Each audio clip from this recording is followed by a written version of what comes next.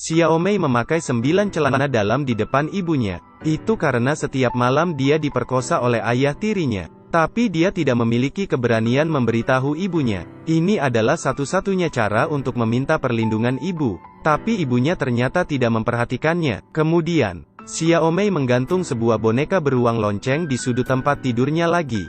Dengan harapan jika bel ini berbunyi, ibunya dapat menolongnya. Tetapi saat tengah malam tiba, tempat tidur Xiaomei mulai bergetar hebat. Bel berbunyi sangat keras. Tetapi ibu Xiaomei sepertinya tuli, tidak merespon sama sekali. Keesokan harinya, ibu melihat bercak di tempat tidur putrinya. Seketika membuatnya menyadarinya.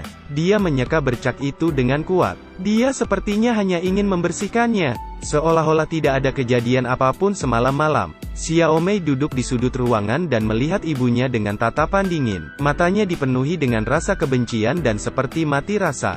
Dan ibunya masih berusaha menyeka spray tempat tidurnya. Mungkin karena terlalu lama dibiarkan, sehingga membuat beberapa bercak telah mengering dan membekas di kasurnya, dan sulit untuk dibersihkan. Ibu Xiaomei membanting kain lap di atas spray kasur. Suara keras itu membuat Xiaomei ketakutan dan menjatuhkan gelas airnya. Dia menatap ibunya dengan ketakutan. Dan saat itu juga, tatapan ibunya dipenuhi dengan rasa kecemburuan dan kemarahan. Seketika, ibunya menarik Xiaomei, memegang erat pergelangan tangannya. Kemudian dia mengambil kemoceng dan memukul Xiaomei. Xiaomei mengemis dan menangis. Tetapi itu hanya membuat ibunya memukul semakin keras. Akhirnya, Xiaomei dipukuli sampai meninggal. Lalu ketika polisi menerima laporan, tubuh Xiaomei sudah kaku. Berdasarkan hasil otopsi, Xiaomei mengalami banyak pelecehan selama hidupnya, dan ada tanda-tanda kekerasan. Polisi langsung menangkap ibu Xiaomei, tapi dia hanya diam dan tidak pernah mengatakan sepatah kata pun. Sehingga polisi tidak dapat menemukan bukti kesalahan wanita itu sama sekali.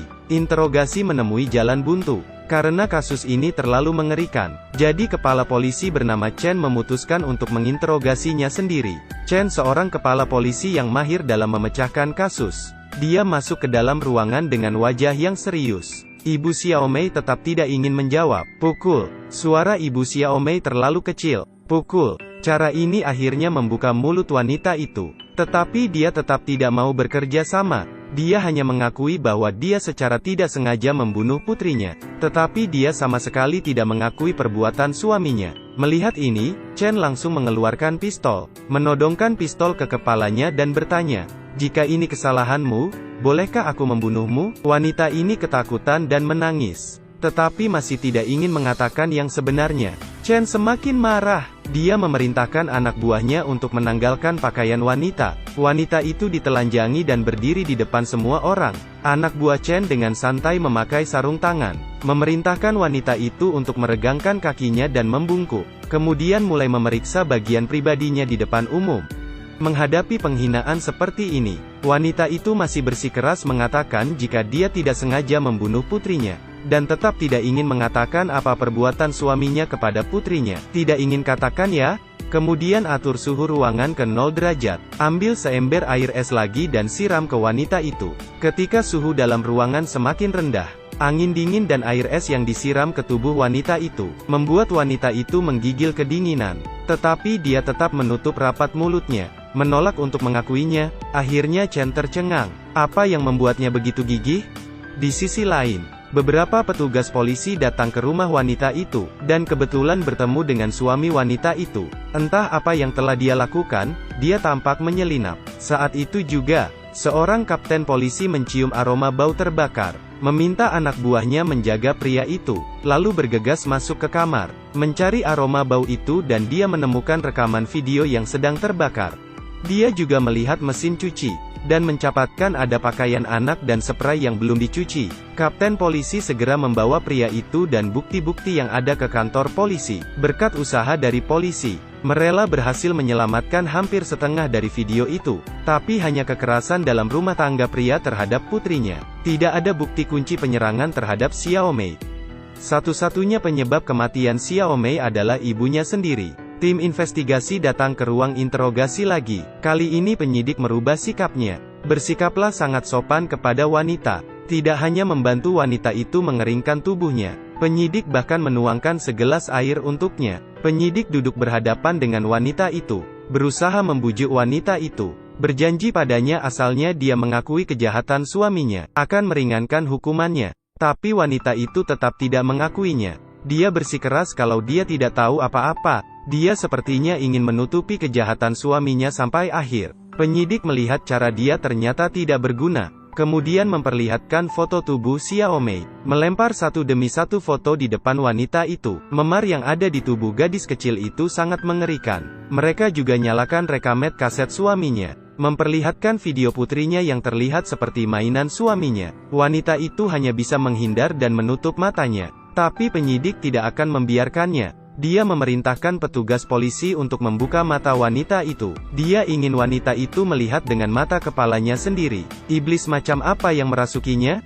Melihat sendiri apa yang telah dia lakukan pada putrinya yang berusia 12 tahun itu. Sampai ketika dia melihat tempat tidur goyang di rekaman video itu, wanita itu akhirnya menangis. Air mata jatuh dari sudut matanya. Polisi tidak bisa membiarkan kejahatan ini. Kepala polisi Chen mengatakan asalkan wanita ini mengakui kejahatan suaminya, maka mereka akan menutup video ini. Tidak disangka wanita itu meneteskan air matanya, tetapi tidak ingin mengatakan yang sebenarnya. Chen marah dan menamparkan wanita itu dengan keras, membuat wanita itu terbaring di tanah dan kesakitan. Melihat itu, Chen tidak bisa melanjutkan interogasinya, dan memerintahkan polisi untuk mengirimnya kembali ke sel. Saya pikir kasusnya telah terhenti. Ternyata malam harinya sesuatu telah terjadi. Wanita itu menggosokkan pergelangan tangannya di tepi semen. Dia juga menggigit tangannya hingga terluka, karena dia takut dia akan mengatakan yang sebenarnya dan melibatkan suaminya. Jadi dia memutuskan mengambil jalan seperti ini. Namun, polisi yang berpatroli melihat kejadian itu, dan segera membawanya ke rumah sakit. Kepala polisi Chen akhirnya tiba. Wanita itu juga sudah membaik. Chen melihat wanita itu duduk di atas kasur dengan tidak berdaya. Dia kemudian meminta petugas lain meninggalkan ruangan. Kemudian duduk dan berbicara dengan wanita itu tentang pengalamannya. Ternyata, putrinya juga mengalami pelecehan dari suaminya. Tetapi dia memilih jalan yang berbeda dengan wanita itu. Dia dengan tegas mengirimkan suaminya ke penjara. Tetapi meski begitu, putrinya juga mengalami trauma yang tidak terlupakan. Setelah mendengar cerita Chen, wanita itu akhirnya bersedia berbicara. Sebenarnya dia tahu kekejaman suaminya setiap malam. Dia juga menyadari jika putrinya meminta pertolongannya, tetapi dia tidak berani mengatakan apapun, karena ketika dia berusia 14, dia juga dilecehkan oleh ayahnya, dan di umur 15 tahun dia memiliki seorang putri. Dia bahkan diusir dari rumah oleh ibunya. Bertahun-tahun dia berusaha bertahan hidup, dan pada akhirnya dia dicampakan oleh banyak pria. Dan tentang kejahatan suaminya, asalkan dia berpura-pura seperti tidak ada yang terjadi, maka keluarga ini bisa bertahan selamanya. Tetapi dia salah. Setelah mendengar cerita wanita itu, hati kepala polisi Chen juga tersentuh. Wanita ini tampaknya sudah dewasa, tetapi dia sebenarnya seorang wanita yang belum dewasa. Tidak pernah ada yang memberitahunya. Belajarlah untuk melawan ketika sesuatu terjadi. Jadi ketika putrinya diganggu, dia hanya bisa bersembunyi. Sampai setelah dia mendengar cerita kepala polisi Chen, wanita itu akhirnya menunjukkan keberaniannya. Dia akhirnya mengakui kejahatan suaminya, dan suaminya dijatuhi hukuman mati. Sedangkan wanita itu menghabiskan hidupnya di penjara, menghabiskan sisa hidupnya untuk menebus kesalahannya. Meskipun yang hilang tidak bisa kembali, tetapi itu lebih baik daripada tidak melakukan apa-apa. Terakhir, saya berharap semua wanita yang pernah terluka, dapat berdiri dengan berani, mengambil langkah hukum untuk melindungi diri sendiri. Inilah yang ingin disampaikan dari cerita film ini kepada kita semua. Dan cerita pun berakhir sampai di sini.